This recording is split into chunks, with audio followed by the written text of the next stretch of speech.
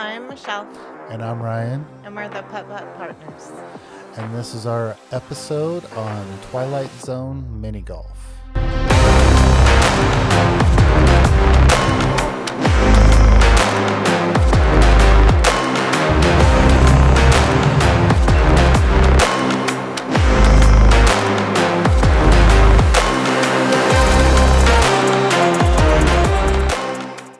All right, everybody, we're back.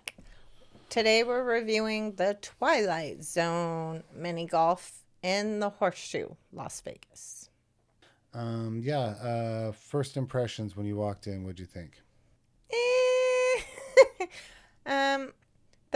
What I saw walking up was the bodies exhibit, and that's what I remember about walking up. Walking up to Twilight Zone, nothing was like, woo, Twilight Zone, like it was at Kiss. True. Yeah, outside of it, you didn't even know where it was. Once you got in there, I was like, did we walk right back into Kiss? Yeah, except without the cool museum and everything. They did have the, I think it was like 3-lane mini bowling or something right when you walked in, but it didn't stand out like how the Kiss one had all the magnets and all the stuff to purchase, all the souvenirs from there. You love yourself a souvenir. I love a souvenir. All right, so with that, let's get into this. Starting with design. What did you think about the design? I thought it was like the same as Kiss. It was all one carpet with just little, I don't know how many inches, you're the estimator guy, but just the little small block. 3-inch. Yeah, whatever it was. And then, of course, again, the holes weren't separated. It was all like a run-through course. So, yeah, the design was the same. I don't like, let's just say I don't like that type of design for a mini golf course. I like my holes to be separated. At Twilight Zone, again, I like there to be a fence or a barrier between the holes, not just the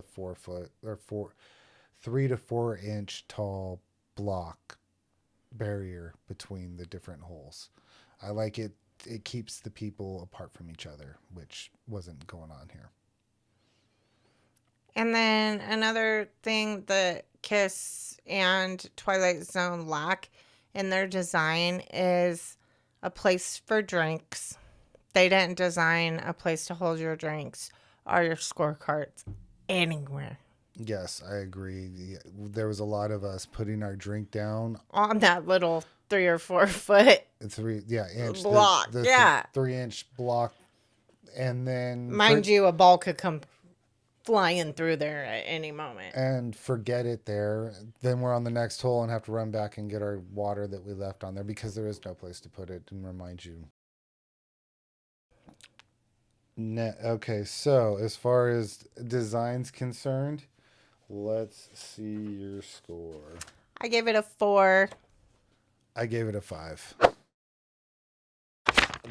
About I think I actually gave Kiss, I might have rated Kiss higher because it was very similar, just not as good as Kiss, in my opinion. They are a sister company to each other, so their design was very similar. The same person designed both of them. I'm 100%. Sure. All right, moving on to theme. I think they did the Twilight Zone well. I think the characters were awesome. I even took a picture with one. And then I liked they had multiple TVs playing different Twilight Zone episodes.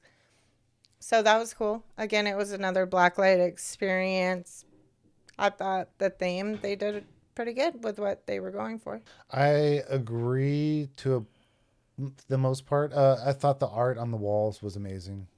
Just like the Kiss one. Again, I don't know who they had. Someone who was obviously an artist do all of the walls in the place, and they did them very well. Yeah, the artwork on the walls was sick. I'll agree with that. Yeah, I think it was Kiss again without as good of giant obstacles.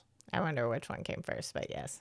Yeah, it would be interesting to find out which one Yeah. was built first. The obstacles were bigger and better at Kiss World than this one, and I would try to rate these independently, but they are so close that it's like Yeah. it's almost like you're at the same course. Yeah, it's hard not to compare the two because it's basically the same course with a couple tweaks in it. Yeah. So, yeah, I agree with that. Okay, so as far as theme is concerned, what did you rate it, babe? An 8, they hit their theme. I rated it a 9. The only reason I wouldn't rate it a 10 is because there wasn't bigger and better obstacles. The obstacles were kind of small, so I give it a 9. What do you think of the condition? Again, very similar to Kiss. I think I saw a couple small runs in the carpet, but for the most part, it was overall pretty good condition. Other than, again, volcano type holes. I hate those. And I hate the fact that they were uncarpeted at this place. It makes it even worse, in my opinion. So, yeah, that's my thoughts on condition. Overall, though, really, and because I don't know for sure that they wanted those volcano holes to originally have carpet, I'm not going to rate that down overall in the place. But I think that's how they're supposed to be, but I don't know. I didn't build it. yeah, But I don't hate them. But they are difficult. And I thought the condition was good. Everything worked. It was clean.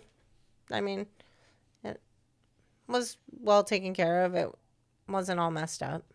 anyways, okay, so I don't have any complaints on conditions, so let's get those scores. Mine's a 7 because it just could have been like if the carpet was missing or some of the tees were like the carpet was messed up on the tee. So yeah, I gave it a 7. I gave it a 9 for condition because I didn't think the condition was bad. That wasn't really my complaint. And like I said, there might have been a run or two in the carpet somewhere. That's why I didn't give it a 10. But overall, everything worked the way it was designed. I think the faults were more in design of the elements than over condition. So. And what do you think about the cost, babe? I think it's a good cost per hole. Like, I think if you happen to be around the Horseshoe, and you're looking for something to kill a good 20 minutes, I don't think this is a bad option. I think for the money, it's pretty good. Yeah. But if you're already parked and you're not going there specifically for it, yeah, $13, cool, good deal. But if you're going there just to mini golf at the Twilight Zone and you have to pay $25, then the course isn't really worth it to me. I would agree with that. I'm factoring in just the price of the course. If you're already there, or even if you're in one of the hotels next to it. If you're close and already parked, worth the $13. For sure. I don't think it's worth $25 if you have to park for 2 people to. That's just how I feel about it. I agree. That's a good point that I wasn't taking into account. So, yeah. Okay. I'm rating it a 5 for cost just because of the parking factor. I think it's worth the $13, but I do not think it's worth $25. I originally did actually rate it higher without thinking about parking. I just docked it just a point for the parking cost, but overall, without taking parking into account, it's well under $1 per hole, which that's kind of my thought on mini golf should be right around there somewhere. So I think I thought it was about a 7. All right, and then the X Factor. All right, moving on to the X Factor. I agree. What did you think with that? It's in a casino. It had a really small arcade. The people were friendly, and you get a free game for the loser for the next time. He got the free game this time. Yes. I did think the people were really nice there. I did like them. They were cool. And yeah, it's in a casino. That's really all I can say. Yeah. I really didn't. There wasn't no wow. And I wasn't a huge fan of that casino either. So yeah, let's go ahead and rate that one.